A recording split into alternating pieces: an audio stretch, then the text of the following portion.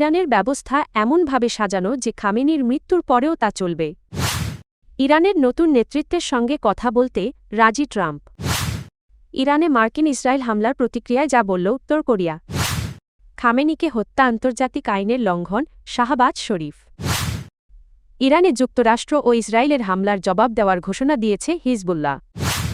ইরানের সর্বোচ্চ নেতা আয়াতুল্লাহ আলী খামেনি-এর হত্যাকাণ্ড দেশটির জন্য একটি বড় ধাক্কা হলেও এর মাধ্যমে ইরানে শাসন ব্যবস্থার পরিবর্তন ঘটবে না বা চলমান সংঘাত কমবে, এমন সম্ভাবনা খুবই ক্ষীণ বলে মনে করছেন বিশ্লেষকরা। গত ৩৭ বছর ধরে প্রশ্নাতীত ক্ষমতার অধিকারী হিসেবে ইরানের রাজনৈতিক কাঠামোর কেন্দ্রবিন্দুতে ছিলেন খামেনি। তবে তার মৃত্যু মানেই রাষ্ট্রীয় ব্যবস্থার পতন নয়। ইরানের শাসন ব্যবস্থা এমনভাবে কাঠামোবদ্ধ যে নেতৃত্ব পরিবর্তনের পরও ব্যবস্থাটি কার্যকরভাবে চালু থাকে। ১৯৭৯ সালের ইসলামী বিপ্লবের পর থেকে ইরানের রাষ্ট্রক্ষমতা শিয়া ধর্মীয় নেতৃত্বের হাতে কেন্দ্রীভূত। রাজনৈতিক, সামরিক ও প্রশাসনিক প্রতিষ্ঠানগুলো সেই ধারাবাহিকতা বজায় রাখার লক্ষ্যেই গড়ে তোলা হয়েছে। খামেনির উত্তরসূরি নির্ধারণের জন্য সংবিধানসম্মত প্রক্রিয়াও রয়েছে। অ্যাসেম্বলি অব এক্সপার্টস নামে পরিচিত ৮৮ সদস্যের ধর্মীয় পরিষদ নতুন সর্বোচ্চ নেতা নির্বাচন করবে। এই পরিষদের সদস্যরা বর্তমান শাসক গোষ্ঠীর প্রতি অনুগত বলে পরিচিত এবং তারা এমন কাউকেই নির্বাচন করবেন যিনি খামেনির রাজনৈতিক ও আদর্শিক পথ অনুসরণ করবেন। মার্কিন প্রেসিডেন্ট ডোনাল্ড ট্রাম্প দাবি করেছেন, ইরানের নতুন নেতৃত্ব মার্কিন প্রশাসনের সঙ্গে আলোচনায় আগ্রহী এবং তিনিও এতে সম্মত হয়েছেন। দ্য আটলান্টিক ম্যাগাজিনে দেওয়া এক মন্তব্যে ট্রাম্প বলেন, তারা কথা বলতে চায় এবং আমি কথা বলতে রাজি হয়েছি। আমি তাদের সঙ্গে কথা বলব। ট্রাম্প আরও বলেন, ইরানের পক্ষ থেকে এই উদ্যোগ আরও আগেই নেওয়া উচিত ছিল। তার ভাষায়, যে বিষয়গুলো বাস্তবসম্মত এবং সহজে করা সম্ভব ছিল সেগুলো তাদের অনেক আগেই করা উচিত ছিল। তারা অনেক বেশি দেরি করে ফেলেছে।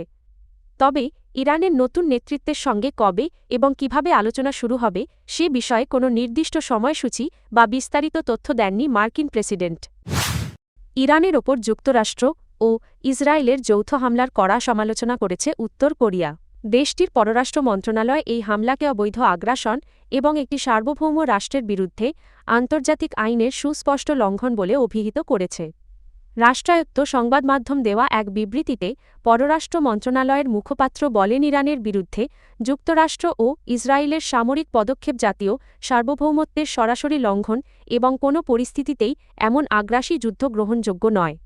বিবৃতিতে আরও বলা হয়, যুক্তরাষ্ট্রের হেজমনিক ও গ্যাংস্টারসুলভ আচরণের কারণে এই হামলায় তাদের সম্পৃক্ততা উত্তর কোরিয়ার কাছে অপ্রত্যাশিত ছিল না।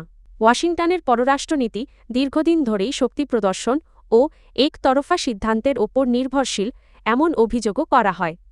উত্তর কোরিয়া জোর দিয়ে বলেছে, আন্তর্জাতিক সম্প্রদায়ের উচিত এ ধরনের সামরিক আগ্রাসনের বিরুদ্ধে স্পষ্ট অবস্থান নেওয়া এবং মধ্যপ্রাচ্যে আঞ্চলিক স্থিতিশীলতা রক্ষায় কার্যকর পদক্ষেপ গ্রহণ করা।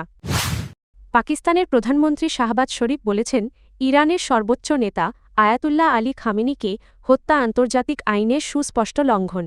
রোববার ১ মার্চ সামাজিক যোগাযোগ মাধ্যম দেওয়া এক বার্তায় তিনি এই হত্যাকাণ্ডের তীব্র নিন্দা জানান। পোস্টে শাহবাজ শরীফ লেখেন, খামেনির শাহাদাতে শোকাহত এই সময়ে পাকিস্তানের জনগণ ইরানের জনগণের পাশে রয়েছে এবং তাদের প্রতি আন্তরিক সমবেদনা জানাচ্ছে। তিনি বলেন, আন্তর্জাতিক আইন লঙ্ঘনের ঘটনায় পাকিস্তান গভীর উদ্বেগ প্রকাশ করছে।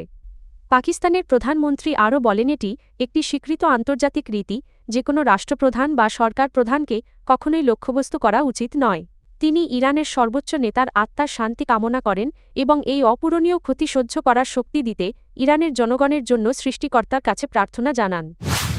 ইরানের ওপর যুক্তরাষ্ট্র ও ইসরায়েলের হামলার প্রতিক্রিয়ায় জবাব দেওয়ার ঘোষণা দিয়েছে ইরান সমর্থিত লেবাননের সশস্ত্র সংগঠন হিজবুল্লাহ।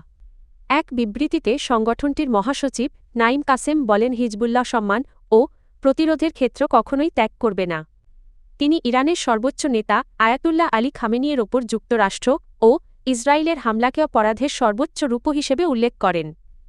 নাইম কাসেম আরও বলেন, বিধাতার নির্দেশনা ও সমর্থনের ওপর আস্থা রেখে আমরা এই আগ্রাসনের মোকাবিলায় আমাদের দায়িত্ব পালন করব। এই বক্তব্যের মধ্য দিয়ে মধ্যপ্রাচ্যের চলমান সংঘাতে নতুন করে উত্তেজনা বাড়ার আশঙ্কা তৈরি হয়েছে বলে মনে করছেন পর্যবেক্ষকরা।